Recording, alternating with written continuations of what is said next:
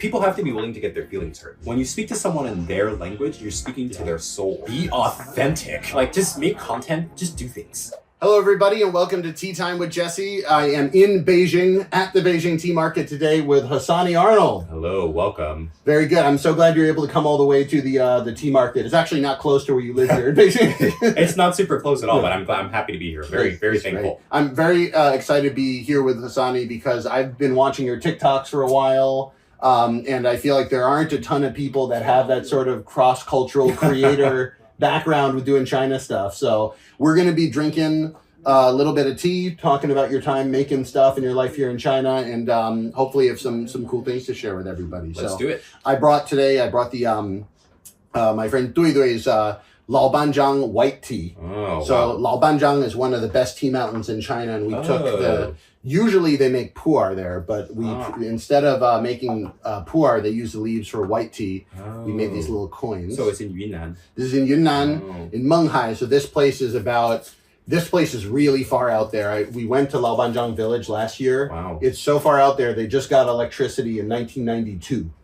That's how up in the hills it is. Wow. But if you get that far away from people, you get really good tea. Wow. So that's how we got the tea coins. Amazing. So while I'm making this one, why don't you give everybody a little quick explanation? Who are you? Sure. How did you come to live in Beijing and make content? Of course, happy to. So I'm Hasani, and I'm originally from New York City. I was born in Brooklyn, mostly raised in Queens, and I'm currently living in Beijing, China. I work at a big internet company here, and I was doing my master's here at Tsinghua University for a year, and then I graduated in 2022 and have since been working here in Beijing. I've been studying Chinese for about, I don't know, maybe 12 to 14 years, somewhere in that range. Mm-hmm. And it's been, a good experience, definitely very difficult, but very worthwhile and very rewarding. And yeah, I'm enjoying my time living in China. Happy that I have the opportunity, very fortunate to have the opportunity to be able to live in China. Very cool. 而且虽然我们说的是英文，但是你的中文也相当好。对，中文也没有完全没有问题，也可以。所以我们说英文就是为了你们 and also to save lots of money on subtitles. Dude, if ever that translation gets good enough, you could really make good content in Chinese and just put it straight up. Hey, have you tried using the CapCut feature? I have. It's gotten better because I started in 20. It's not perfect. Yeah. It's not perfect, but when I started doing like bilingual content in like 2012, there was nothing. There was nothing. I mean, there was nothing even to help you get the subtitles on the right part of the video. That was all by hand. There was no AI. Drag it. You had to literally drag all the files for every one of them, and it was a mess. But I'm not going to waste your life by talking about subtitling videos in 2012. So, so sort of, how did you get into Chinese in the first place and think to eventually come and live and study in China? Yeah, so like I said, I was born and raised in New York City. So we know New York City is a very ethnically diverse city, and I'm very thankful to have been born there. And because of my being born there, I was raised around a lot of Chinese people. So I went to a elementary school and high school that was located in Flushing, Queens. And if anyone is familiar with Flushing, you know that is the most Chinese area of New York City, and maybe in the entire United States. The US. Yeah, I would say. It's funny. I've been to Flushing, and it feels like sort of like a Chinese city. Yeah, like a small Chinese city. It could be a third-tier city in China. I was going to say that as well. I was like, I don't know if I'm insulting Flushing by saying it's third tier, but it's exactly what it is. It felt like you're just being in like some third-tier Chinese city. Exactly. It's like I grew up in a very ethnically, linguistically, culturally diverse neighborhood, and I just was always interested in learning a foreign language, and so I decided in 8th grade, 9th grade. Not the tea. Whoa, okay, that's really fragrant. Wow. The Laobanzhang tea is it's arguably like the best leaves in the country for this white tea. So fragrant. You'll see how it really it opens up as we get through the first steeps, because it's pressed in a coin, are a little bit sweeter, and then the body really comes in as the leaves open up. But we'll be doing it. So you were in a very diverse area. Mm-hmm. Do you feel like did that kind of break down any ideas about like, you I can learn Chinese, like they're all speaking Chinese. Yeah, I can learn Chinese. I think definitely, because I like I said, I went to school in a very predominantly Chinese neighborhood, but I was raised in a black neighborhood, and so I think that there was definitely at least from when I was young, I think that there was definitely somewhat of a schism between like the neighborhood that I was raised in and the neighborhood that I went to school in. There was definitely a very big divide. Just because New York City, although it's very culturally diverse, it's still very much a salad. So things are together but apart in many ways. And so disparate cultures don't necessarily come into contact with one another as often as you would like them to. So I think that my being able to be in this really different culture this whole time did make it seem more possible that I could learn a language like Chinese, or that I would be able to converse with Chinese people one day, which was my ultimate goal. I remember when I was in middle school and high school, because back then all my friends were Chinese and I just thought it was so cool. So I would say, there we go. Look at that. Wow, that's beautiful. Amber really color. Nice color. Wow, that's gorgeous. This is again the Laobanzhang white tea. The good thing about the Laobanzhang leaves is like this is the color I would expect if this had been aged like 10 years, but it's actually only aged 4. This is from 2020, so we got that great color there. Cheers. Cheers. Hey. Oh, love it. That's good. Oh, that's good. I've been trying to get something like this on the site for a long time, but it's hard to get the Laobanzhang leaves. They're sweet. Yeah, it's really sweet, but also just like really full. It's just got a lot going on, and it's like almost a little juicy. Love it.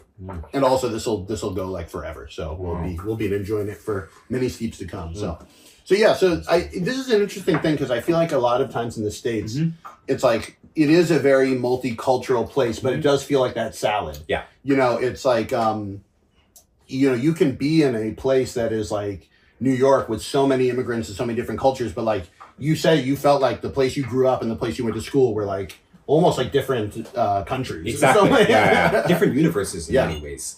Why do you think that is? Why do you think that? I mean, obviously people kind of stay with their kind, sort of thing. But is there anything deeper than that about it, or is it just kind of the way that the country was created? Do you think? I think that there are probably a lot of reasons. I think to your first point there, I think that people then do tend to stay around people of their own ilk. So I think that people just like to be around people who look like them, who have shared cultural, religious, ethnic values that they also have. I also think though that there is a deeper issue, which I guess could be, there's a lot of sensationalism in media in America. And I think that a lot of times people are actually afraid of other groups of people. It's weird. It's like, I live in downtown Los Angeles now. And a lot of times people tell me like, oh, downtown LA, it's like dangerous. And I'm like, is it though? Because like there are some homeless people there. It's like, but like, I think mostly what they're telling me is like they don't look like me. And like as a white guy that lived in China, I'm used to people not looking like me. And now I'm in another neighborhood where it's mostly black and Latino, and they still don't look like me. But I'm like, I'm not inherently, kind of surprised by it. And I think, and I guess it's sort of like going to school in a Chinese area, maybe that made it so that you were a little bit more comfortable when you came here. Exactly. I think definitely I was. It was quite interesting because I think it's quite a rare experience. Oh, this is different. Wow. And so it's progressing. So you see the bodies kind of coming in there. I think it's quite a rare experience to go to a school in America where most of the people in the school are Chinese. I think that's. I don't think that could really happen anywhere outside of maybe.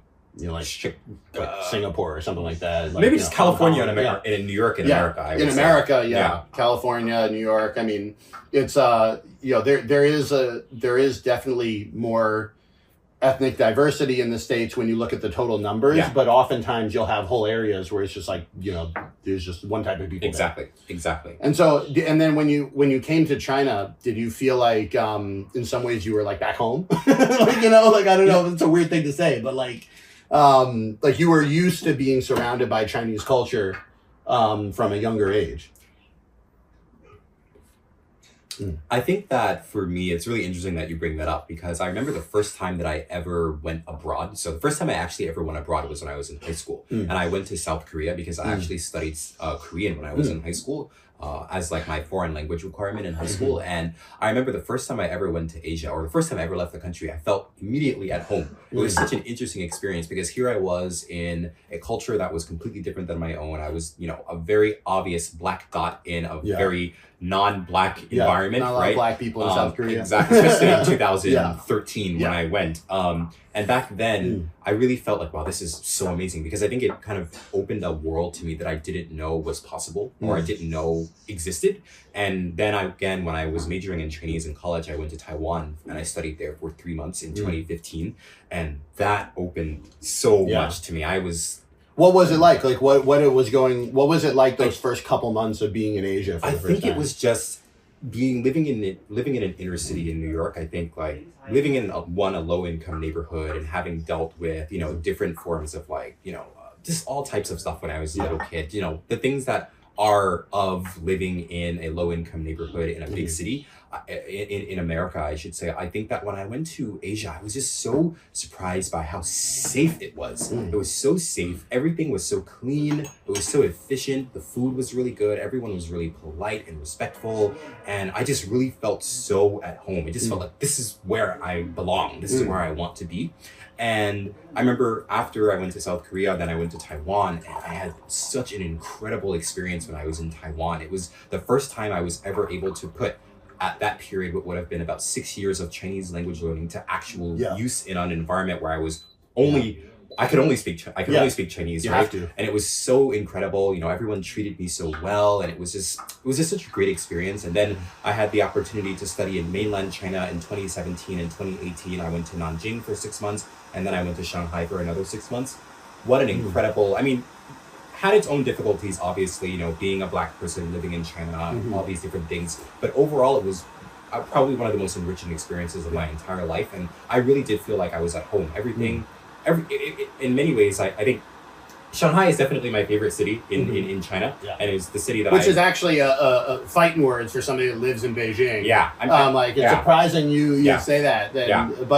But Shanghai's a great place as well. Even as a Beijinger myself, Shanghai has grown on me. I think Shanghai to me just felt like all of the best parts of New York City with much less of the bad. Yeah. So safe, so clean, efficient, all the subway works. It's so weird. Like this last trip here, it's like going back and forth between Los Angeles and China. It really is. Every time I land, it's like a culture shock one way or the other. I'm like, on one hand, it's very safe here. It's very clean. And it doesn't feel like some people are like, well, it's safe because it's oppressive. It does not feel oppressive. But on the other hand, like there are real challenges I'm figuring out about trying to do comedy here and like all this stuff that I'm having to submit your scripts and you have to think about this and think about that. I'm like, how come I can't have like clean parks and do comedy shows? Because they're not related. Why can't I have both? Is it too much to ask to have both? But it is sort of that weird thing where like I think that for people that grew up all in one place. You kind of like, this is what life is like. And then you go to other countries, you go to other places. It really opens up that door to say, well, it's almost like, why is it like this back there? Both the good and the bad. I'm like, how did America get to the point where like, you really can say anything you want? It's really nice. And no one cares. And no one cares. And how did it get to the point where like, as you were saying, like you grew up in like, New York City, like New York, but it was like, it probably wasn't all that, when you were growing up. So how do you square that circle in your own head? I think that for me, like I said, one of the most interesting experiences that I've had in my life actually is the fact that I'm from New York, and for a majority of my life, I think that I had a lot of issues with New York. And I still do to this day, and it's definitely not a perfect city, and I say this as a native New Yorker, and any native New Yorker will obviously say this as well. It's not a perfect city. It has a lot of problems. But one of the things that I think I was very fortunate to be able to experience in New York is this sort of freedom of expression and this sort of autonomy that everyone has, and this sort of desire that everyone has to like be the best versions of themselves. And I think that the only time that I was actually able to realize how much I actually was thankful for being from New York was actually when I went back to New York in June of last year, after having lived in Beijing for about 2 years, I guess, at that period, a year in school, and then like, or maybe, a little more than, maybe like a year and a half or so. And I was able to go back to New York, and then that kind of in line with what you were just saying, like I really did appreciate how free and open and just how much energy there was in the city, and all the street culture and all of just, I really did There's something that's so really, much. There's New York has this energy, LA has this energy where it's just like people are being themselves. And I feel like in China, people are really trying to figure out how to be themselves. I think that's, like, does that make a really sense? Good point. Yeah. Because so I did lots of improv workshops, comedy workshops, social media, even tea. I think one of the things that my Chinese friends kind of come away with, they're like, well, if you want to do something, you kind of find a way to do it. Yeah. Whereas here it's like, well, of course I'd love to have those new hobbies, or I'd love to be a different type of person, but it's just so hard to break through that shell. Yeah. And whatever you want to say about New Yorkers, they have broken through their shell. Yeah, definitely, they are not confined. Definitely. I mean, in LA as well, you see people like they're very fashionable. They'll wear whatever the hell they want and don't care. They don't care, and it's this weird mix of I'm doing it for me and I'm doing it to show the world, but I'm showing the world for me. Exactly. Yeah. You know what that means. And whereas here it's like sometimes people are almost like if they're going to do anything interesting, I'm showing the world so that I can tell myself I showed the world. Yeah. Which is it's subtly different, but it feels a little different. I agree. I think that one of the things that I think that's one of the reasons I would say that I do, in terms of living in China, I think that I really do love Shanghai, because I do feel that sense of energy when I'm there, where people are genuinely kind of asking very interesting questions, and they're kind of pushing the envelope, and they're really kind of they're very inquisitive about the world. Whereas I've had some conversations with quite a few people here in Beijing, both locals and people who are from other parts of China as well. And one of the things that people always say to me is like, "Wow, 你的想法真的好纽约." Just like your thought is so New York, because I'll just be like, why do people care so much about what other people think, right? Like, just do what you want, just live your life, just it's get very the most easy. you can. It's very easy to say that, but it's like this is something that is a real challenge for people here. And so then, do you? I always had this feeling when I came here that it's like one of the reasons I really liked being in China is I really felt like stuff that I had almost taken for granted about being an American was really helpful to people here. Oh, in what way? And vice versa. Like, even for improv. Improv was something I did for fun in high school and college. And then I came here and it was like people really needed to find a way to break out of their shell. They had never been told, like, go on stage and fail big. They had certainly never been told to go on stage unless they went to an art school. Yeah. And they had certainly never been told to fail big. Yeah. And those sort of, like, you would do like a basic improv workshop where in America people might go, it's kind of it's a fun date or whatever, and then you're just done, you go on with your life. We would have people that like came to improv workshops and like it really felt like that night changed their life. And it wasn't like I studied how to change people's lives with improv. I was just doing my thing. It almost feels like the opposite of the way the tea works. It's like the tea in America is like, I feel like this is what America needs. I know, I agree. Sit down, I agree. Invite a friend over, talk. I agree. Like, but it's not like we're here to debate. Exactly. We're not fighting. Exactly. It's hard to fight over tea, It's like you have to really try. You do have to try, and people do on the internet. They do try. You guys have been testing me. No, most people are great, but like we do. But the thing is, the cool thing about it is like in such a polarized climate in America, I post these tea videos, and occasionally you'll get people that are like, well, what would you say if I told you the CCP was a blah blah? And I had a comment like that once, and I was like, well, I think I'd say that it sounds like you're trying to start a fight in the tea room. Yeah. And the guy, to his credit, was like, you know what? My bad. That is what I was doing, was starting a fight in the tea room. Like, to have that sort of like calmer discourse is something I think the States really needs. Have you found as well, like, has there been any things from your time in China that you really feel like, Americans need this? Oh, definitely. Oh, there's so many things. I think one of the things that you really come to appreciate in China is the convenience of everything. And so I think that, but before I talk about that, I think I don't want to get beaten up by you, but I'm a huge coffee lover as well as tea. I love tea and I love coffee. You can do both. You can go both ways. Actually, my favorite type of tea I love is darjeeling tea from India. I love it so much. But I should get you. I have a 5-time charcoal roasted oolong from Taiwan, which tastes like coffee and cigars. It's dark. Wow, it's good. I'll get you some of that when it comes on the shop. But But like but you can be a coffee person and a tea person.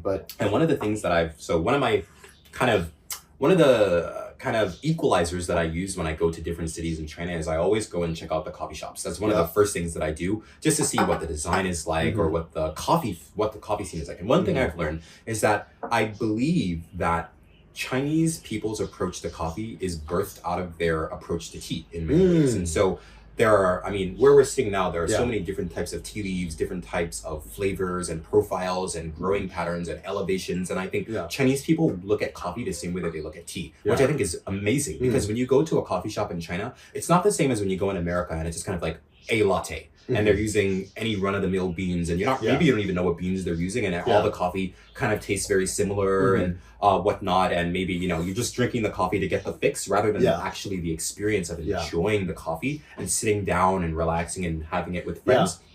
Whereas in China, most coffee shops you go to, they will offer you maybe 6 to 10 different types of beans that you can choose from. And there's a bean from Yunnan, there's a bean from Colombia, there's a bean from Guatemala, there's a bean from Ethiopia. There's beans from all over the place that all have different profiles. It feels like this. I mean, it's like when you go to the tea market, you're like, I think that in America, I always have this joke, Americans love adjectives. They want vanilla, blueberry, whatever, blah, blah, blah, twice roasted, blah, like sort of those sort of things. And in China, it's like, this is Laobanzhang white tea. Where it's from is the key thing. That's the selling point. It's a selling point, and it's a big selling point because I think here, like, China's not that far removed from being overwhelmingly agricultural. And so people know that, like, the good X comes from Y. That's just how it works.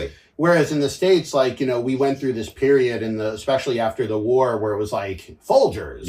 Like, where do they get their chock full of nuts? What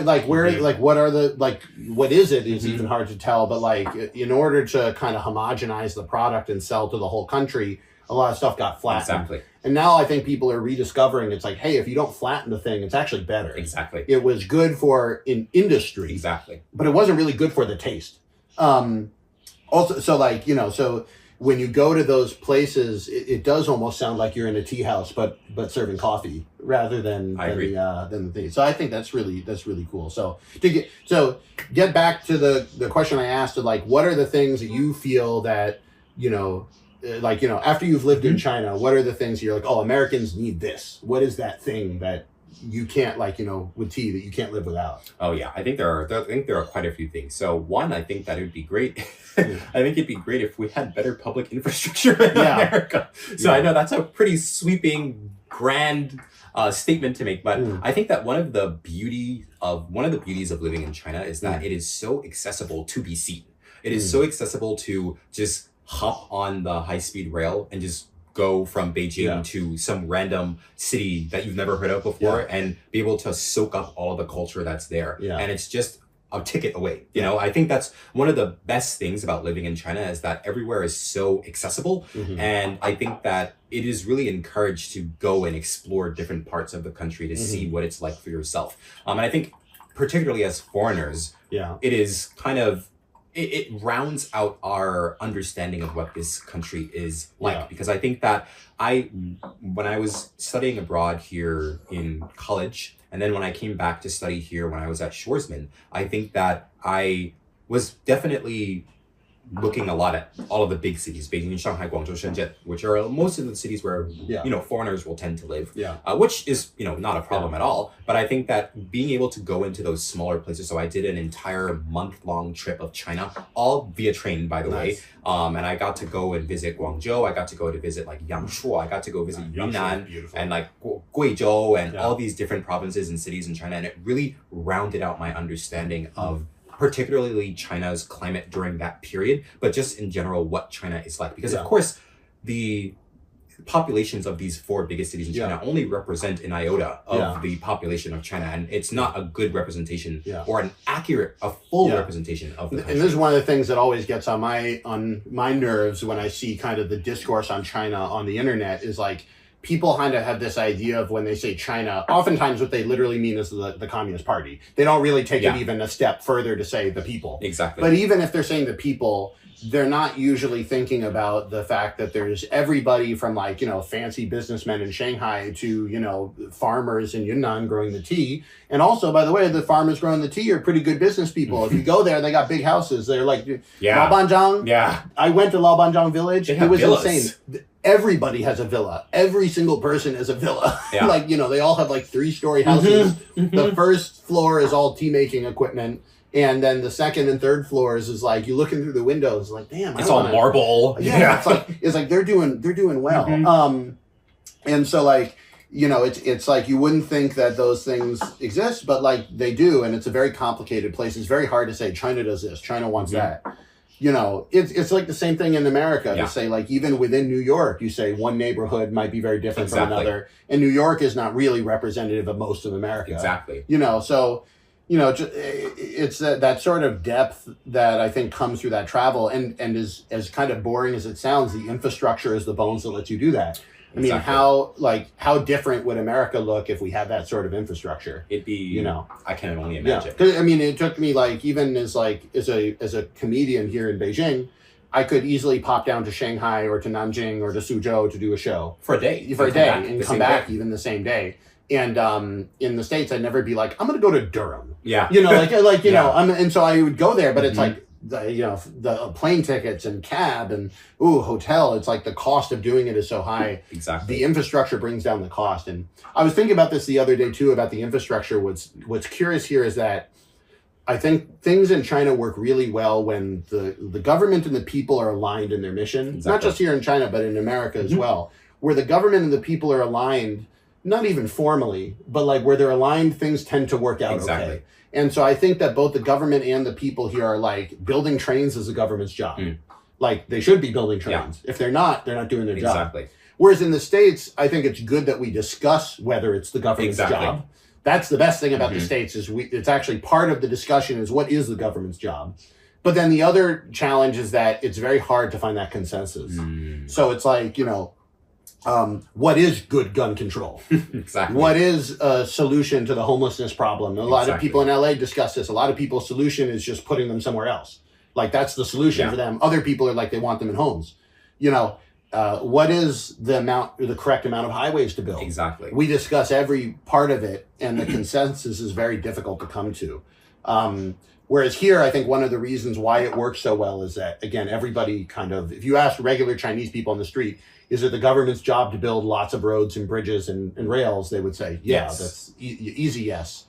So it's like, I think that agreement kind of makes sense. What are some other things that you like, from living here in China, you're like, I kind of, like America needs that? I think one of the other things would be 充电宝, like just accessible 充电宝. The access to charger, like batteries here. Like every shop you go into here has like a little thing where you scan a code and it just pops out a battery for you to charge. Genius. It's one of the greatest inventions, I would say.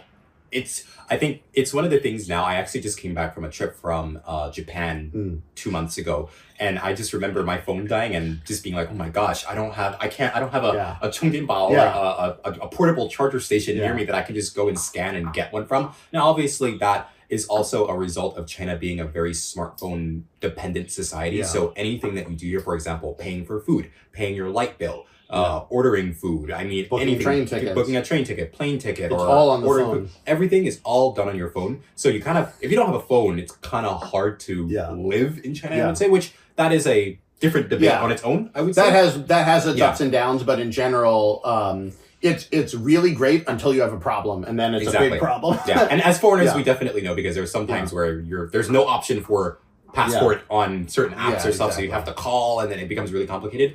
But the portable charging stations, one of the greatest things I would say about living in China, because it's just so convenient. Last night I went to like a hot spring spa type thing, and my battery was running low on the phone. I'm just like, well, I don't need to worry. They had like 8 of them. Yeah. Like they had enough for like 80 people. They have different brands. You can get different brands. They have the premium one. It's also, it's like, I think it's like $1 to charge the phone. It's almost nothing. So it's so great. That's really great. What about the flip side? What are the things you say after living in America and you're here that are like, you guys really need this, For me, it was improv. Like, you guys need improv. You need stand up. I think it's really healthy for people here to get up on stage and say what they want to say. I think it's a really important thing that you just brought up, because I think when I think about this question, which I want to do, I think oftentimes when I think about what America could benefit from China, it's usually more tangible things. And when it is the reverse, I usually think of intangible things. So it's more of an ideology or a mindset.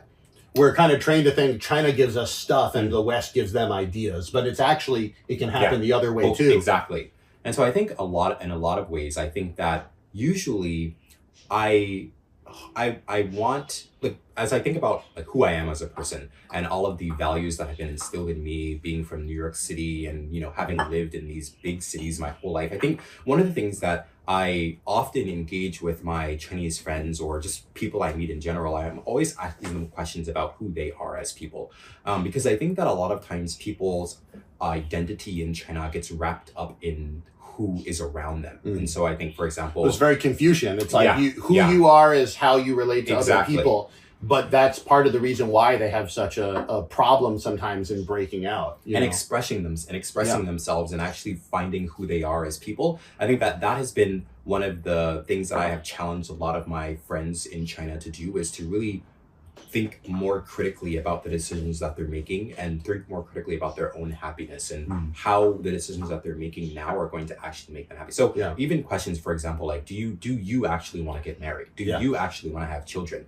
What do you want to get out of your life? And I also am obviously very aware that I'm always very sensitive and I'm always very respectful when I ask these types of questions, because I'm very aware that this is a very Western or American way of viewing the world. But I do think that it is a way of viewing the world that is worth engaging with.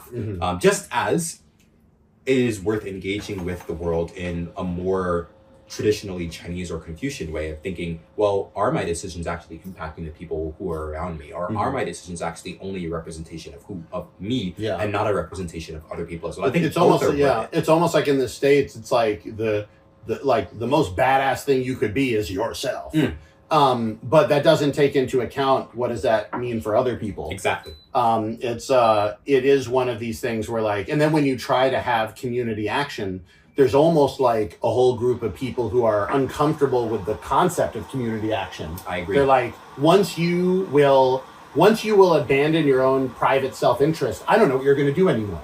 Exactly. And that makes people upset. And then that's why I think you see a lot of not so intelligent saying like, oh, communism or whatever. Any sort of public infrastructure becomes, communism. And I also think that it's not really that accurate. It's also reflected in the way, I think this is a grander topic looking at Asia in general, because I think that you tend to see that this happens in South Korea and Japan. It's not like this is the thing is coming here during the pandemic, in the early days of the pandemic, people are like, oh, they're wearing masks in China. The government told them to. I'm like, everywhere in Asia, they wore masks. They wore masks in Singapore.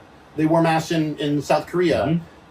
It's a misinterpretation. For years before the pandemic, it's a misinterpretation of the collectivist mindset. I agree. And I almost say a lot of times in here, like China isn't so much communist as much there were collective ideas before, and then they just used this word to describe what they were already kind of doing before. Exactly. Because when there are opportunities for private industry that people agree with socially, they happen here. Exactly. And when there are things that are a problem with the private industry, people kind of have these collective thoughts against it. Exactly. And so I think that in the States, I think it's one thing, I almost wonder if it has to do with being rich. Like as a rich country, you can buy your way out of a lot of problems. As rich people, you can buy your way out of a lot of problems. I don't need to worry about, leaving trash out in the hallway because my building pays somebody to go and take that away. Exactly. So I don't need to think about my neighbor. I think that's a really important point, because that's one of the things that I tend to bring up often, is that as I am living this life where I'm traveling around Asia, so I've been to different countries in Southeast Asia and East Asia, varying levels of economic development and human development. I think that one of the things that I've noticed between my experiences living in America and then also my experiences being here in Asia is that I think the way that public infrastructure is taken care of is very different. And I think that it is obviously on the governmental aspect, but it is also on the human and the everyday person aspect as well, because I think that there is a deeply entrenched sense of propriety in Asia that maybe doesn't exist so much in America. So I think people really do take care of the things that are for everyone to use, right? So you saw the World Cup, the Japanese go and pick up the trash in their section of the stadium afterwards, and like, you know, some of that is, you know, maybe comes out a little bit more when they're out of Japan and they want to say, oh, how are we going to be Japanese? We're going to clean up our section. But I think that even within the country, a lot of this stuff is not performatory. Like, you know, people are really just like, you don't want to leave that trash on the street. Although I will say there are times in which, like, I will say that if there are 2 or 3 piles of trash already, it does fall apart a bit quickly here. Like, if you go to the someone's like, oh, it won't matter too much. Yeah, no one wants to be the first person to leave a pile of trash there. But if it's already there, you know, that sort of thing does happen. So it's not like people are saints. I think a lot of times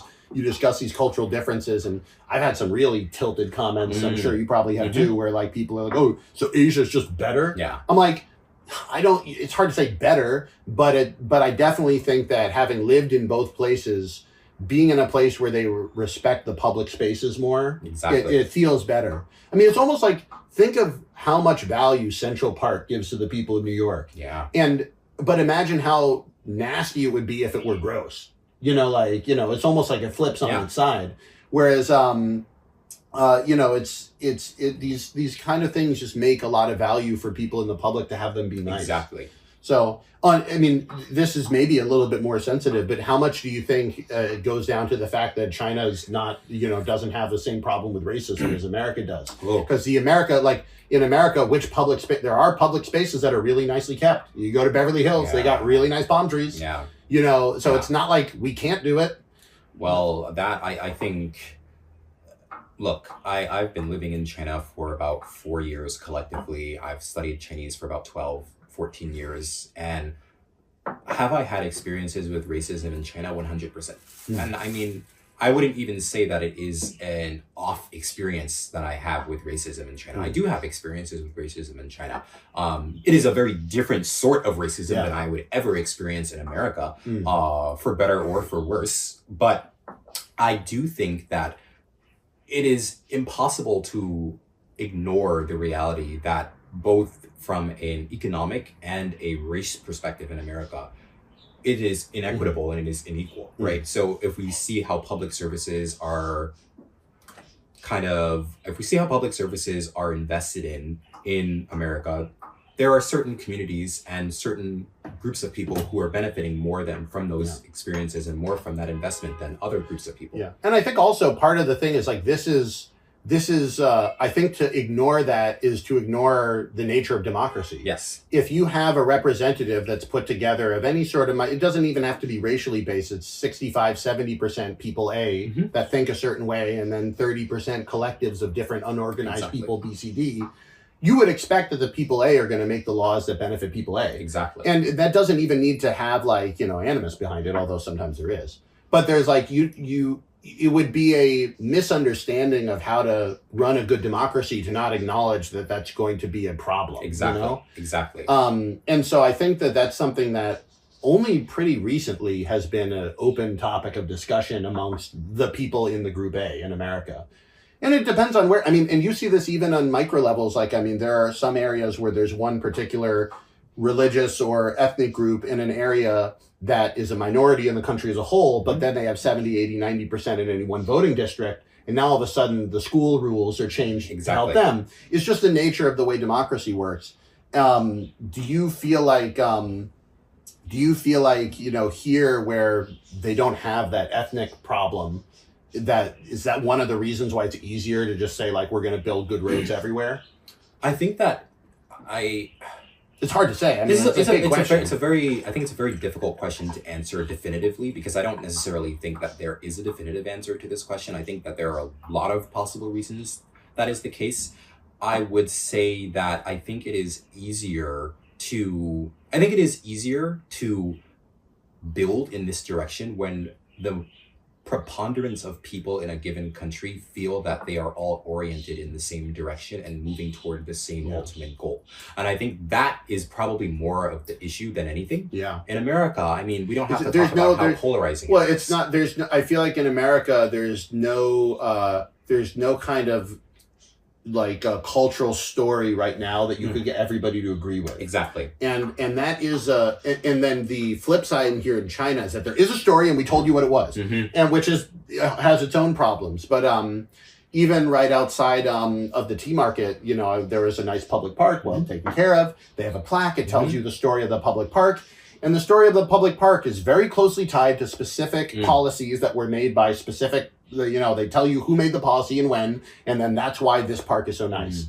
And that's kind of hard to say. I mean, like, yeah, the government has a role in that, but like that story is very clear, and it would be very difficult to create a counter story. Exactly. To that. Yeah. Whereas in America, there are counter stories everywhere. In fact, it's gotten to the point where people are uninterested in hearing any sort of like, you know, straightforward story because they want to believe their own story, whether or not it is, you know, makes sense. I mean, we hear this now about like, you know, people were, especially now with the war in the Middle East. Oh, yeah. I hear everybody saying like, you know, before I was a Chinese shill, now I'm a Zionist shill, and I don't know when that switched. I mean, like I wasn't told that it was switched. I think that whenever you are engaging with a particularly polarizing region of the world, which I think, for better or for worse, the type of content and type of production that we are doing is heavily involved in a very polarizing region of the world. You're going to always have people, right, who are going to think. I mean, I have people who comment on my videos from time to time and will say I'm either one of two things. Either that I'm a Chinese spy and that I should never go back to America again, or that I hate China and I should never go back and I should move back to America. Yeah, it's funny. The funny thing about doing both sides of the internet is that the other side of the internet is angry at you for the exact same thing that one side would be happy about.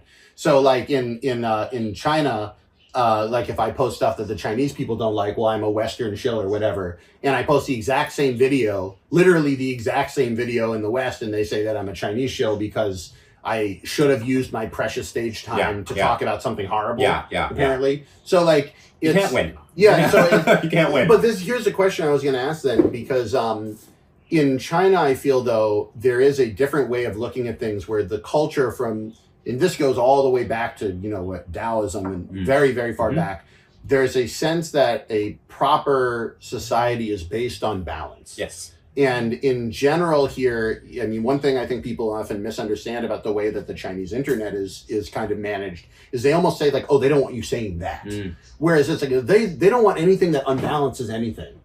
Almost doesn't matter whether it's true or false or whether it's like anti or pro this. It's almost like the imbalance is the problem. Yeah.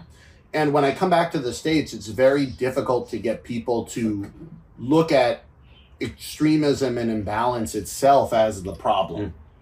Do you feel that same thing? I think that's a really astute way to look at it, because I think that if we are looking at the objective goals of the government here in China, I think probably one of the biggest goals is stability, right? Because this is a country that has, I mean, not even it's big, it's hard to manage. Like, it's big, and not even in very recent history, it is a country that has gone through great upheaval and gone through great strife, you know, and a lot of horrible things have happened. And a lot of that is subtext that people in the West don't get when they're like, oh, well, why didn't you talk about the Cultural Revolution? Oh, believe me, they remember that this happened. This is not something that needs to be discussed in the context in the way that you would like it to be. Yeah. Whenever there's sort of upheaval, people always remember like, oh, it's been crazy before, and so it almost needs to be kept in check. Whereas I think in the West, people like almost are like, if you didn't say it out loud, then you didn't get there. Yeah. And it's one of the difficulties about making cross-cultural content is like, you know, just like there might be some things in America with race that are sensitive that you're not just going to go out and say. Yeah. Like, well, that's the same thing with politics here. Exactly. But that's why there is that desire for stability.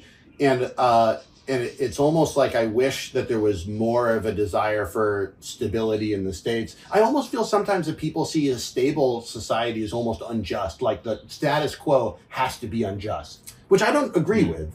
But it's almost like, well, if we don't talk about these issues, the result is unjust.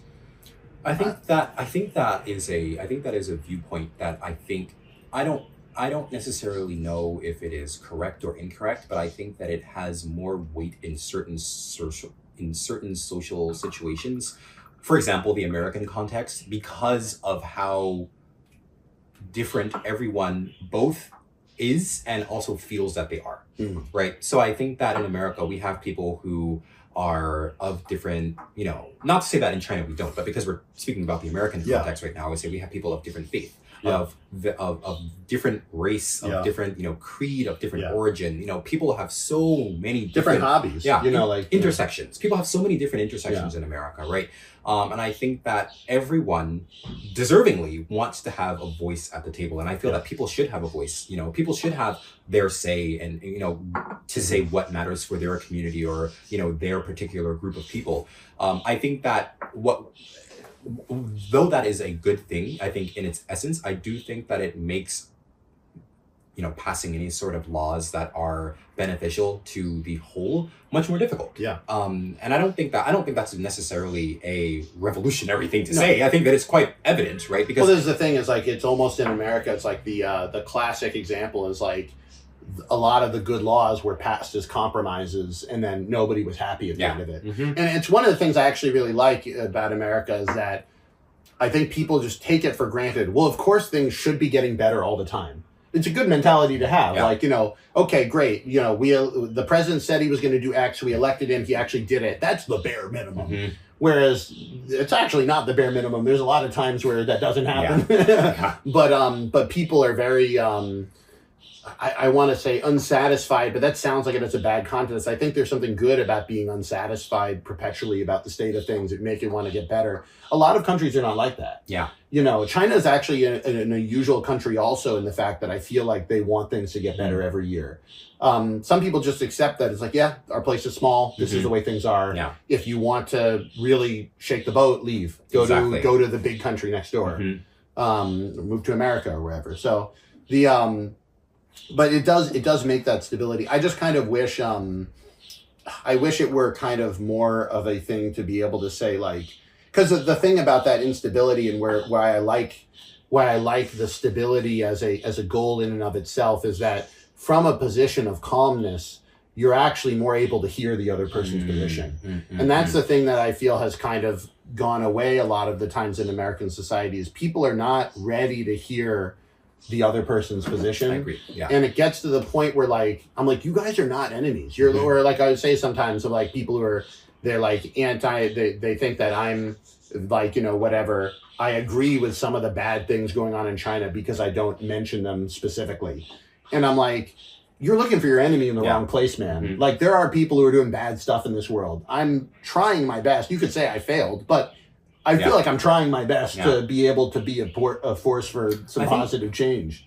I think that's one of the things that in making the content that I make, I think that is one of the things I've always tried to do has been, I think that there is already so much acrimony in American media regarding China or regarding, other countries. And I don't think that I am necessarily adding to the discussion, at least not adding beneficially to the discussion by imparting my own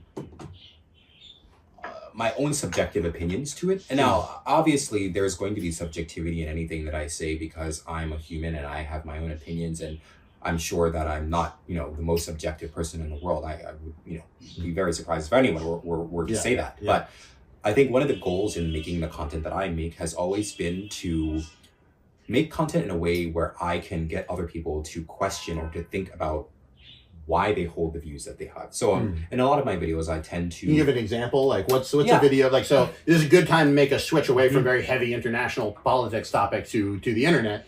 Hey everybody, how's it going? Greetings from back in the USA. Whoa, breaking the timeline. I'm actually back in the States now. We're finishing up this episode that we shot with Hasani. I just wanted to thank him again for coming on and thank you guys for watching. And to remind you, if you guys ever want anything from the website, some of the teas, or some of the tea equipment, you can use the code Hasani10, get 10% off your order. And that's all I got to say for right now. We're going back to the show. Whoa. So you make TikToks. What are the main platforms you're on, and how would you describe your content? Yeah, so Instagram and TikTok are the platforms I'd say that I use the most often. And I think I've made a lot of videos before. I think there are kind of maybe 3 different buckets that I could put some of my content into. So I think the first one would be real experiences that I've had, whether those are good experiences or bad experiences. And then there's another one where I will talk about experiences that I've had, but I won't give my opinion about it. I'll just kind of say, this is what happened to me. This is what happened to me. That's it. What do you think? And then the third one would be more of kind of things that are going on, for example, in China now, because a lot of people, obviously, I live in China, people will have questions, and I can kind of give them a very nuanced perspective on like what Western media says, what China's media says. What do you think? Because living in the middle, it's like, even just having all the information, you come up with a much better response.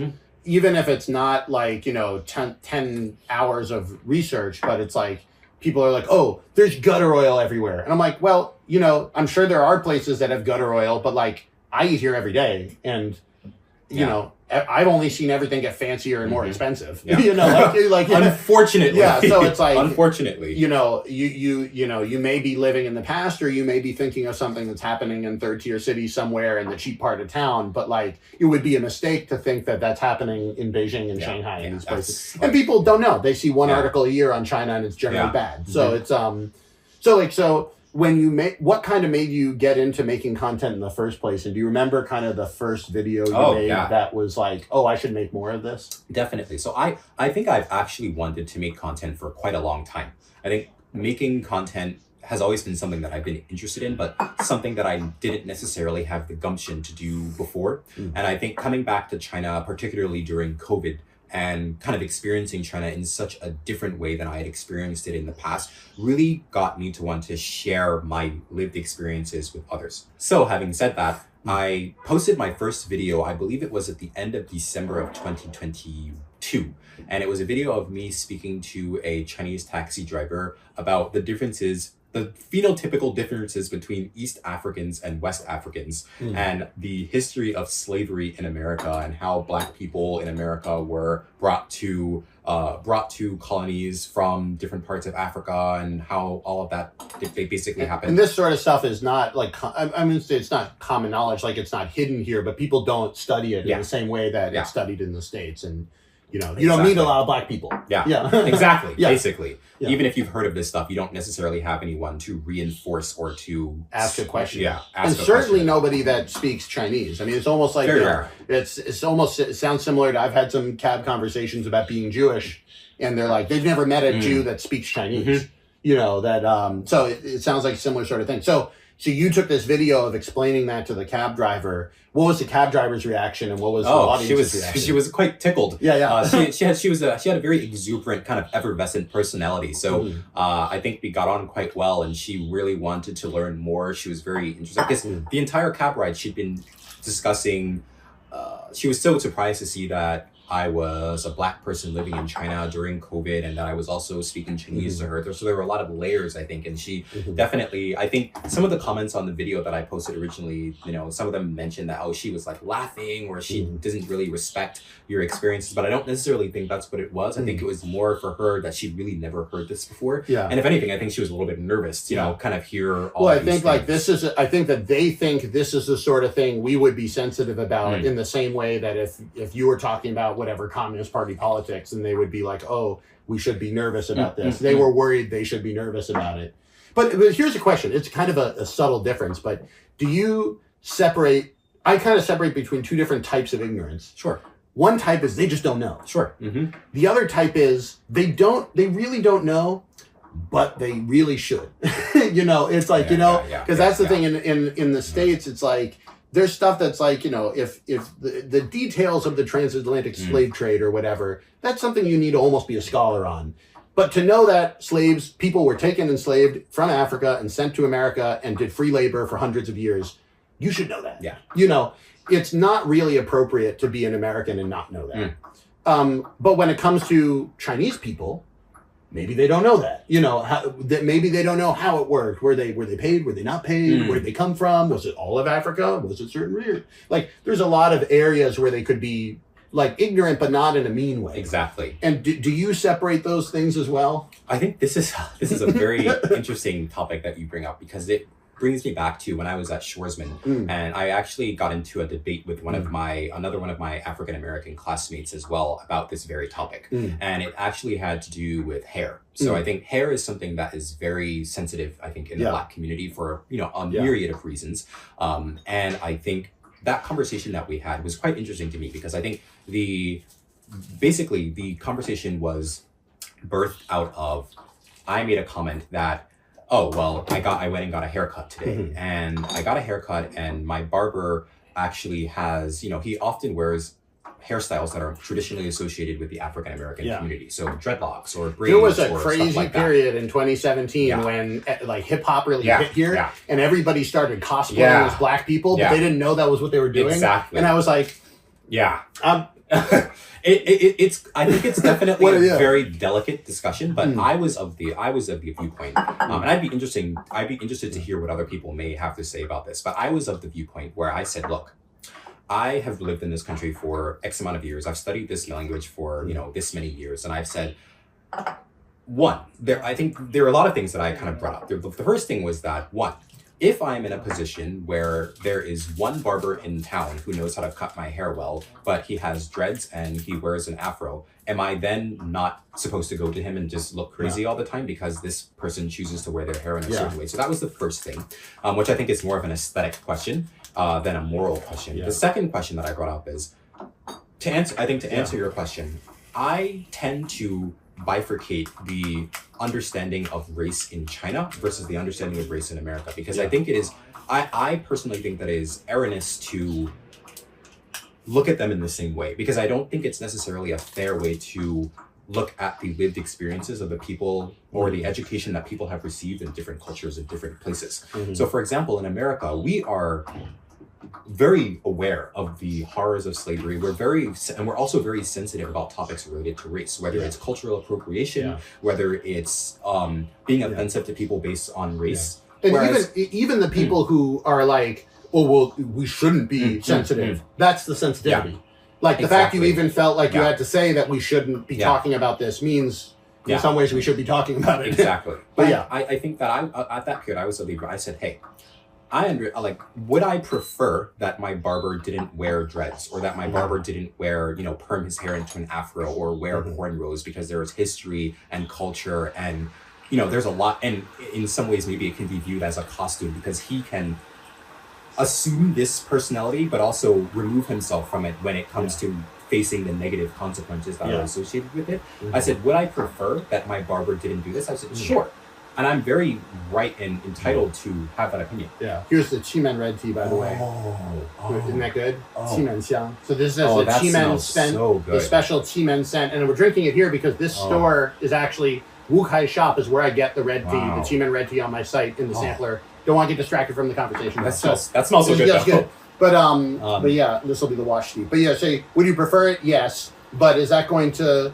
At the same time, I don't come into this situation expecting that this person has the same knowledge about these topics as I do. So I don't think that I am in a place to judge someone or to vilify someone because of something that they genuinely just don't know or don't understand. So maybe in this person's mind, what they're doing is a form of adoration, right? What they're doing is a form of, they're trying to show respect, or they think that my culture is cool, so they want to, do their hair in this way as well.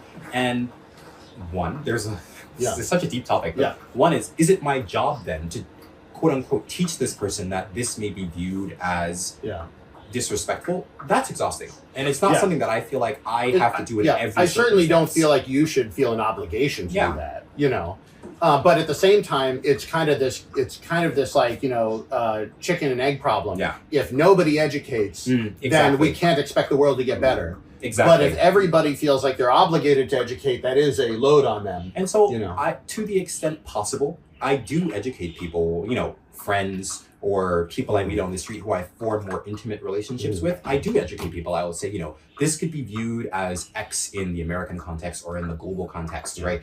These are things that maybe are okay in China, but you can think more critically about the way that you're engaging with this culture because, of history, because of social issues that we face in America or globally in the diaspora, right? My friend, on the other hand, was of the opinion that I shouldn't be engaging. I shouldn't be getting my haircut here, I should really. It's not a reasonable thing for me to go to this barber because obviously this person is disrespecting Black culture or appropriating Black culture or using it as some sort of costume, and so it was quite a heated debate, I think, during that period. And I think that there were a lot of valid points that she. Cheers. That's good, right? Oh, this is amazing. Well, this is amazing. This is the tea base that's often used in Western teas, like an Earl Grey or something like that, but a much higher quality version of it. And this also comes in my sampler box. But yeah, so you're saying so you have this situation where with these cultural questions, I think a lot of it in my mind kind of comes down to two things. One is power and one is respect. Yes. The reason why. Maybe tell me if I'm wrong. I get the feeling like the reason why the hair is a sensitive situation in America is because Black people have been denied things because of the way they look. Exactly. First, skin. Oh, you can't do skin? What about your hair? Exactly. What about the way you dress? What about the way you talk? These are ways that people kind of use as a sieve or could use as a sieve. Even if they're not being used, it's always present that it could be used. And that makes the entire interaction uncomfortable. And then to just see like, oh, somebody else can wear cornrows and it's actually, they don't deal with any of that. Exactly. Power. And then the second thing is the respect, which is to say, if you're going to take something from my culture, first, do you even know it's coming from my culture? Exactly. And secondly, do you know what it means in the culture? Let me ask you about the flip side, though. Sure. So we have people here who are so sensitive to these things on the tea thing. They say, can I even make Chinese tea, Gongfu tea, if I have no Chinese background? You lived in China, you speak Chinese, you feel comfortable with it, but can I do that? And I was saying, on one hand, of course you can make tea, but on the other hand, what they're getting at is out of a desire to be aware of these things, they're taking themselves out of the cultural discussion. And it's exactly the people who would be aware of these things that I want fighting through those problems. Does that make sense? So what do you say when you see, like, if you have Chinese friends who are getting into hip hop or Black culture or the hair, how do you balance these sort of things to say, like, you should be doing it with respect, but on the other hand, you shouldn't feel so worried about this that you feel like you have to shave your head before you come to see me. I think that this is I think it is a necessary path that many people need to walk through when they are engaging with disparate cultures. It is. We just need to accept that there are going to be faux pas. There will be faux pas. I think this is one thing that people are sometimes so worried about messing up, they forget that learning anything involves messing up. For example, you don't learn how to write without learning how to mess up. There have been times where when I've been in China, for example, and there maybe have been either certain things that I've done or certain things that I've said. And again, I've studied Chinese for more than a decade. I've lived in China for 4 years, and there have been things that either I've said that have made Chinese people uncomfortable. So, like, in this cultural context, you shouldn't say this because this can be viewed. I didn't know, right? And so I think that intent matters a lot. Of course, intent is not everything because the result also matters a lot as well. But intent matters, and again, I would hope that while I'm living in China, while I'm a guest in this country, that if I make any social faux pas or if I make any mistakes, that someone would have the grace to be able to explain to me without any malice that, hey, you shouldn't say this, or hey, you shouldn't do this. I know you don't know. I know you don't understand. Maybe you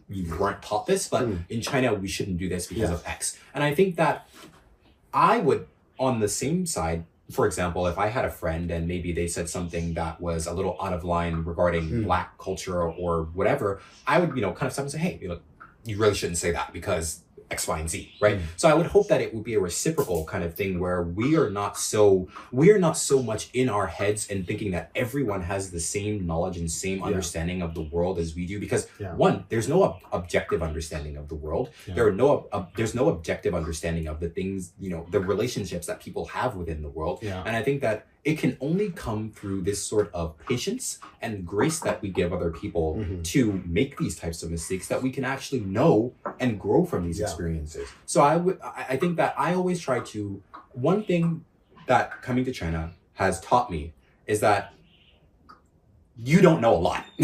There's so much that you don't know. No matter how long you study the language, how long you learn of the culture, there's always going to be something that you don't know. And I am very fortunate that anytime I've made any mistakes, I think Chinese people have been very gracious always to tell me, that's not really cool, or maybe don't think about this like that, or maybe it's okay to think like that, but you shouldn't say X, Y, and Z because it could be viewed as this. And I think that sometimes in America, maybe we can be a bit pugilistic about these things. I think it also comes down to the fact of, am I doing this to solve the problem, or am I doing it to feel righteous? Because if you're doing what you're doing to feel righteous, the most important thing is saying exactly what you believe. But if you're doing it to solve the problem, you kind of may have to, take some L's, in the sense that, like, I was really offended by that. Okay, I'm going to assume that you didn't say that with malice. Exactly. And I'm going to act as if you didn't, even though I don't think that's true. But because I'd rather live in a world where, like, if I tell you this way, you may actually change the way you think. Exactly. But if I just fire back with what I think is right, even though that's, it's not like you want to hold back what you think is right, but if I just fire back, then, like, we don't get anywhere. Exactly. And so a lot of the ways that I deal with the cultural challenges, I think now, and involving China, is like this as well. There are a lot of people who say stuff that I feel angry with or whatever. But, like, you gotta treat them almost as if they didn't come from a place of malice. Exactly. And weirdly enough, you can almost drag them back to not being in a place of malice if you do that. So, well, let's get more on your content, though, because I want to talk a little bit more specifics about videos and stuff that you've done. No problem. What are some? First of all, I have to ask before the end of the show, what was it like at Donghua Jinlong? Because you went to Donghua Jinlong, you saw the industrial food grade glycine. Oh my God. So tell real quick. Wonderful. What happened at Donghua Jinlong? So for people who don't know, how would you explain? Give me 30 seconds on Donghua Jinlong, just for people that haven't seen the memes. Donghua Jinlong is a meme it's basically an absurd meme that kind of got popular on TikTok and on Instagram because their marketing was very absurdist, and it just got... It's a Chinese factory that produces glycine. What is glycine? It is a food additive that is put in a lot of different things. It is something that humans can naturally get through their diet, but it's usually used as an additive to help nutritional kind of supplement. Okay. Yeah. So they make glycine, and there's a type of Chinese advertising that works well here, but just seems absurdist in the West, where they're just very forthright and honestly telling you how good the product is. We've kind of moved past it. Wonder Bread. It tastes great. Yeah. Like, you can't do that anymore. But they're just like, let us show you our factory. Let us show you how we produce the best food grade glycine. It's great. It's great glycine. I mean, and I have to say, I was pounding that stuff before it got big. But... we put glycine in everything in my home. So you actually living in China, though, you have this meme about this glycine factory, and you're just like, I can actually go there thanks to the great public transport. It was incredible. I just had this idea one day. I was like, I'm gonna go. I'm actually gonna go. I'm glad I saw that video, because I was thinking of doing that, and I was like, and then you actually did it. I was like, I'm not doing it now. Like, somebody else already went there. It was great. They treated me so well. They I went all the way to the factory. I got on the Gaotie. I took it to Shijiazhuang, and then I got off, took a cab. And I'm sure the cab driver was probably like, "Where's this guy going?" Yeah. And then I remember even when he dropped me off, he's like, "Here?" I'm like, "Yeah." Let me cook. Let me cook. He's like, I know what I'm doing. Yeah. I got out, and then when I was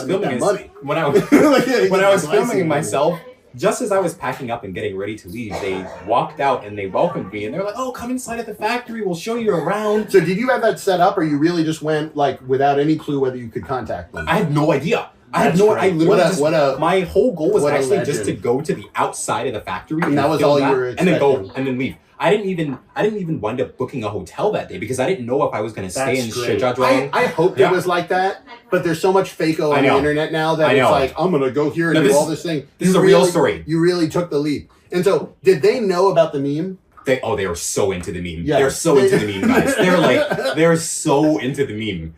I went there and then they just wound up coming out and then they greeted me and then they were talking about, oh yeah, like you're not the first person who came because of TikTok. Really? Yeah, I wasn't the first. They're like, yeah, someone came from, actually I think from Tsinghua. I think someone from Tsinghua had gone the week prior or 2 weeks before I went. And they're like a glycine mecca now. So now it's a pilgrimage. That's great. So what was the factory like? Did you really, when you looked at it, do you say these are the people I want making my industrial food grade glycine? Like they take their glycine very seriously. They don't play games about their industrial food grade glycine. Yeah, no. they don't play. And this was one of the weird things that I kind of feel like one of the big things I think about a lot between the U.S. and China and how to fix the problems is trust. And in some ways, part of the challenge of trusting anything in China is they're like, oh, they're trying to get theirs, we're trying to get ours. But like, there was something about the way that they're just like, we're really proud of our machines and we like make really good stuff and we wish you would come. And like, I feel like a lot of people here are like that. They just don't go viral. Exactly. You know, the tea people are like that. They really care about the tea. They're here drinking great tea every day. They care about the porcelain. They care about all this stuff. People are like, oh, am I going to get lead poisoning? Like, no, they drink it themselves. They don't give their kids drink tea. They're not going to give their kid lead poisoning. But like, it's easy to kind of forget that. Exactly. And so when you went there and interacted with them, like, what did they think about the meme? Like, what did they think was the reason why this went viral? Oh, they were actually, I think they were a bit confused actually. Because they really didn't know. They what they told me was that they outsourced their marketing to a third-party agency. Yeah. And the agency then took the reins and created this creative and then posted it on social media platforms, namely TikTok and Instagram. And all of a sudden, they just got this surge of people who were interested in their company, and they didn't understand why. They were like, "What? Why is this so popular?" It's so funny with the way everybody's so like dead on advertising actually working that like when it worked, they were like, "This worked." Why did it work?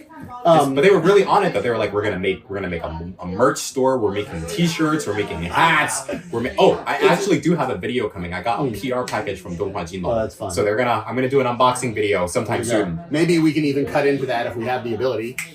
And maybe we're back. But like, you know, so what do you think? I mean, not to make too big of a point of it, but what can we learn about the Donghua Jinlong saga and our ability to live on the same planet together? I think just be authentic. Yeah. Like just make content. Just do things. Yeah. You know, I would say that in my time, it's almost like Nike is instead of just do it, just do things. This is, I think. This is true though. Everybody's like, I hear a bajillion people that are like, well, I got this great plan of how I'm going to do this, and I'm going to make this and this and this, and I have 3 different things running at the same time. Like, you haven't done anything. Yeah. Make one thing. Yeah. Then make another. Yeah. And maybe it goes somewhere, and maybe it doesn't. But like, I think that's the biggest thing I've learned from both my time in grad school and just living in China in general. Just be yourself, and just if there's something that you want to do, just do it. Yeah. I know it sounds so inane to make this, to make this point. Just do it. You know, just good stuff happens when you do stuff. Yeah. It's not like linear. It doesn't happen. It's definitely not linear. But if you do stuff, good stuff might happen. If you don't do stuff, nothing really happens. So so let's go to some of your other videos. Sure. Like, what are some other videos you feel like you're really proud of, whether they went viral or not? Like, what are you like? That's a good video. I like making that sort of thing. I think some of the funniest videos have always been the cultural differences. So like when you're in America versus when you're in China, or a lot of the videos that people tend to like, I don't know why. Maybe people are just nosy, but people love when I talk about my dating life for some reason in China.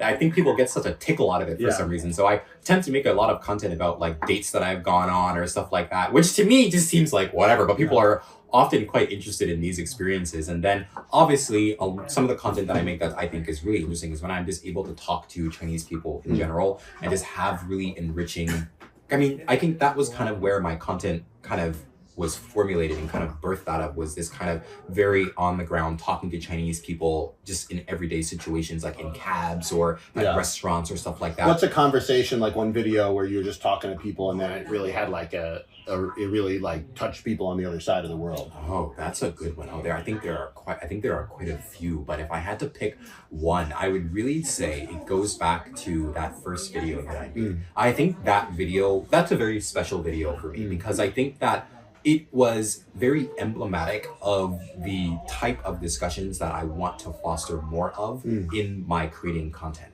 So this both I think the China versus America dialogue, but also the domestic dialogue in America. I think the Asian American community and the African American community, which are quite, I think there are a lot of issues. Having like kind of grown up between them, what do you think the Asian American community can learn from the African American community and vice versa? I think that there's so much, but I would say the first thing that comes to my mind is, as an African American person who was raised in an African American community and went to school in a Chinese American community, I would say to both sides, I would say, is to look at people as individuals rather than looking at people as their race. So, 他们那种人, whatever, like, you know, 他们, 他们住那边, 我们住这, I would say don't look at people as ostensibly your enemy because of the color of their skin. Or even just assume their thoughts are going to be any given way, like, you know. Exactly, because I will say that I think that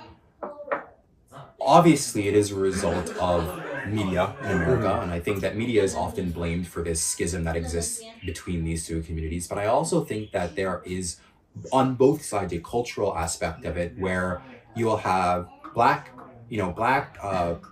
families who will tell their children, you know, like, they don't like us, right? All they want to do is make money from us in our community, right? All they want to do is like set up, I'll be very candid. They want to set up hair shops and Chinese food restaurants in our neighborhood and then make all of our money and then leave us, right? And then on the other side, you'll have Asian American families who will tell their children, oh, you know, black people are violent and black people are not as intelligent and black people are this and black people are that. Their grades are bad. That sort of thing. You want to stay away from them. They're troublemakers. And I think that this type of dialogue is so inimical to the relationship that should and could exist between these two. I mean, it's not even dialogue. It's you know, that's the thing, is like, that's the problem, is like, if it were dialogue, you know, and I almost, do you agree with this is what I kind of bounced at it before, but like, I almost would wish that we have bad, frustrating conversations, but at least conversations, rather than everybody just talking in their own group to their own group.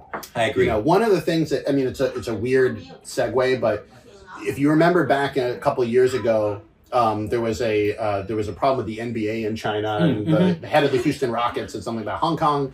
And then everybody in NBA, there were like Chinese friends of mine that love basketball. And then because they felt they had to be patriotic, they were deleting their accounts and they were saying, I'm never going to watch the NBA again.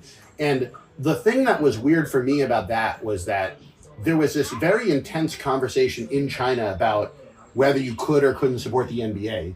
And nobody was talking to a single American about it. It was entirely contained within the Chinese internet. And there was no discussion about any of the issues that, in theory, people were so upset about that they were tearing their jerseys apart. Nobody was interested in hearing about the other side of what they thought about what was going on. And also technologically and politically, they were blocked from hearing about the other side. But in America, we don't have that excuse. We're not technologically, you know, there are media bubbles, but like, we can overcome those. And politically, there's no block. Like, we totally could have those conversations. And I feel like on both sides, it almost feels like there's a different like problem. I feel like sometimes on the right, it feels like people believe the conversation shouldn't even be happening, or it's a misguided conversation. And on the left, it almost feels like I almost worry that if I say the wrong thing, I'm going to be outcast from my own group, because I'm not allowed to have that sort of thought within my group, or it's easier to kind of toe a middle line within my group. And I feel both of those thoughts are not helpful at all. Yeah, it'd be one thing if they were helpful but hurtful. But they're not even seem to be helpful. Do you feel like how do you feel like those conversations can take place? And is it TikTok? Like, is it social media? Is that Yeah. bringing the people to at least discuss these things in the comment section? I think people have to be willing to engage in very uncomfortable conversations and have to be willing to engage. People have to be willing to get their feelings hurt. I think a lot of people are not willing to get their feelings hurt. And I think a lot of people like to live in echo chambers. And I think this kind of goes back to the point that I was making before about people. You are afraid of making a mistake. Yeah. You're afraid that if you make a mistake, you're going to be othered immediately, right? And I think that this is such a horrible climate and environment to live in, because if people are not given the grace to make mistakes, and I mean honest, candid mistakes, not just, oh, I know better, like I'm pretending I don't know and then I'm just gonna say whatever I want. No, I mean like honest, candid mistakes, and actually learn from them and grow. How can we ever get from where we are now to where we ultimately want to be, which is a more equitable society? I just don't understand how that can happen. I mean, it's like if you want to be a comedian, you have to bomb some jokes. Like you have to write 10 jokes. Hopefully 2 or 3 of them work. Hopefully 4 or 5 you can actually fix, and 2 or 3 of them are just going to go nowhere. Exactly. And so, like, if you're going to have a conversation, you know, it's almost like as a comedian, if you're not bombing jokes, you're not going anywhere near far enough. Exactly. And so it's, I almost wish people would approach the cultural dialogue with that mentality. I agree. And I think that's actually what social media, for all that sometimes people say, oh, they spent 17 seconds on this video. This isn't art. This isn't. No, what it is people actually being able to share their real experiences and saying, and I actually like what you said about being willing to put it out there and to say, this is what happened to me. Yeah. Even better if it's a story about you on a date, apparently. Question. Always I had a date once here in China with a girl who told me that if she married somebody else from Fujian, that they would give her a dowry of 500,000 renminbi. Okay. And what would I be willing to give? I'm like, this is the first date. Like, that's like, I'll give you 500,000 kwai to leave this table right now. Like, have you run in any dowry questions? Oh gosh. Well, I mean, I don't think I've gotten to that level of like pecuniary involvement, thankfully for my sake. But I've had some weird questions definitely in the past. I've had people ask me very strange questions. Very strange questions about, like, I don't know. I think there is a, how should I put this? There is an assumption of the type of person. Okay. I should first say that being black in the world, you are automatically, there is a label that is put on you. I think irrespective of which culture you are in, whether you're in Europe, Latin America, Asia, North America, wherever you may be, there is a label that tends to be put on you. And the label, I think, does change depending on the geography that you're in. And I think that in China, there is a school of thought in China that I would say views black people as being very aggressive and views black people as being very, let's use some adjectives because you said American people like adjectives, strong and aggressive and very hyper masculine, whatever your definition of hyper masculine may be, and very kind of, and also being funny. I think that. And so I think that a lot of the dates that I've gone on in China, I think a lot of people have gone into those dates with those preconceived ideas of who I should be. And I think one of the difficult things of living here has been trying to have my own identity outside of what other people's preconceived ideas of me are. It's hard to live abroad and not get sucked into this because everybody tells you, or like foreigners are like this, which is a big label. But either the foreigners are like this, foreigners like that. You know, white, we're in white. They say all the foreigners are very outgoing, extroverted, and it's like, as you said, you almost need to show people 3, 4, 5, 6 times you don't fit that thing before they will mentally change their point. Okay, so maybe all the foreigners are extroverted except for that one.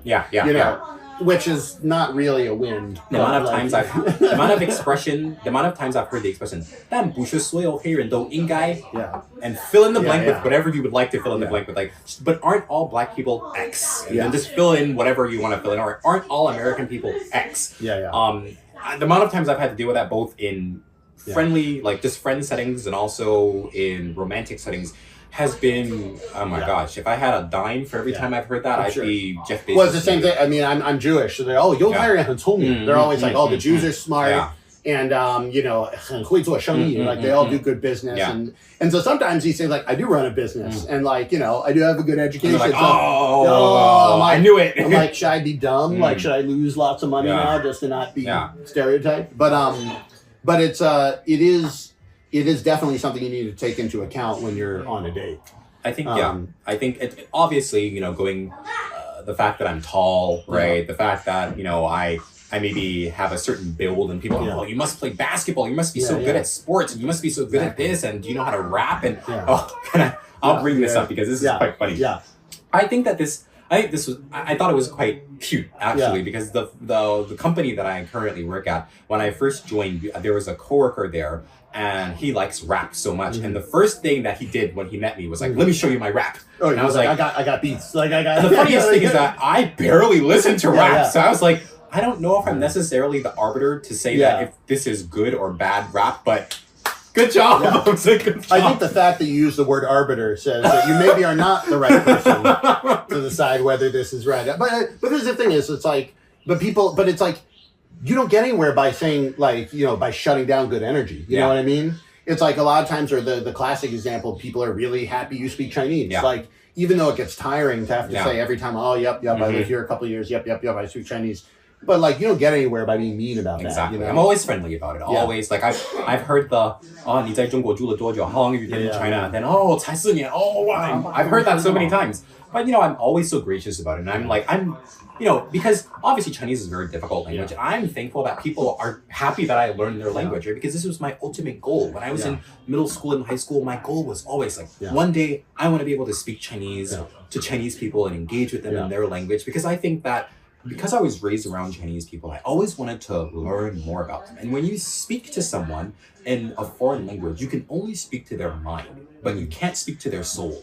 When you speak to someone in their language, you're speaking to their soul. And I think that's a much more engaging and much more enriching experience. And that's one of the reasons why I feel like people should be more comfortable with making those mistakes. Oh, definitely. It's like, yes, you've made a mistake on the detail, but when you try to understand another culture, you've made a very correct move on the big thing.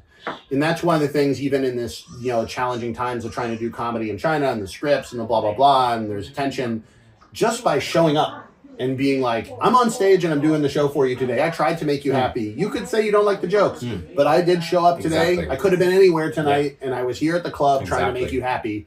I think that people respect that. Exactly. And is one of the reasons why, you know, you don't need to get it perfect. Exactly. Just showing up and doing things the right way is very valuable. So before we finish up, I want to do a little bit of a lightning round. Sure. Let's go. Just give a question, you know, 1-2 sentence response. So first thing is, what do you think is the most important thing about being an online creator? That I'm able to share unique perspectives that people may not have heard of before. What do you think is the biggest thing people need to get over if they want to make good internet content? Be willing to make mistakes and be willing to put yourself out there. Don't be shy, and don't care what your friends or other people are going to think, because in the end, no one cares about you as much as you think they can. Yeah. What's a video that did really well on the internet and you're like, I don't think that was that good. I don't know why that went so well. Oh, I gotta think about that one.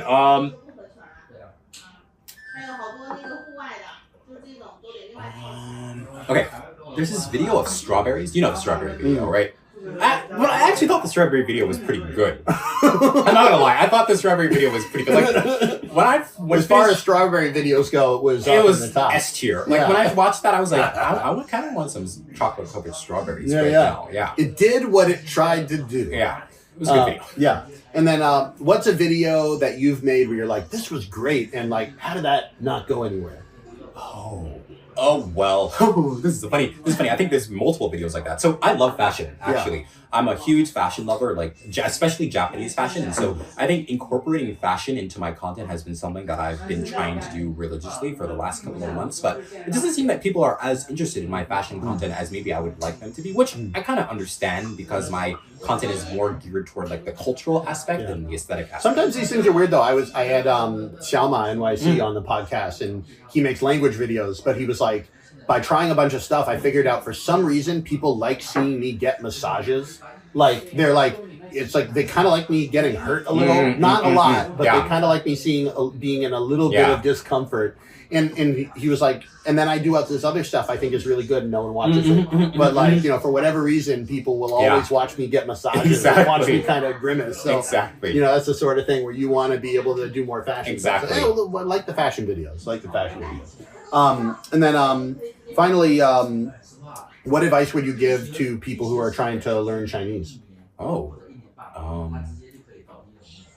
Be willing to make mistakes. And I would say there are so many great, when I started learning Chinese back in 2009 or 2010, there were not many resources back then to learn Mandarin. There were some, but they weren't great. Now there are, there are so many great resources to learn Chinese from. I feel, I don't know if you mind me saying an actual business name or something like that, but there's this Chinese learning platform online that's called Chinese 0 to Hero. Not sponsored anyway. Not sponsored. But I subscribed. I bought their package. I think they are incredible. They are so great at teaching Chinese. And this is coming from someone who studied Chinese in an intensive program for 4 years in college, studied abroad at National Taiwan University and Nanjing University, all in intensive programs. And I think that their Chinese language instruction is just is on par with the instruction that I got in school. It's great. It's been a goal of mine eventually to be able to help people directly by either finding classes and recommending them or even making my own system. And so it's good to hear what people think works, because it's kind of funny. I've been so far removed from the classroom now for so long. It's like, I did intensive programs as well. But I almost forget what it was like to be the beginner. Exactly. Way back in the beginner. And then finally, where can people find you on the internet if they want to follow you? My TikTok handle is Hasani Arnold, and my Instagram is also Hasani Arnold. So I make myself really easy to find. And I do have a Douyin account as well, and my Douyin account is HaGe, just haha, like laugh, and then Ge, like older brother.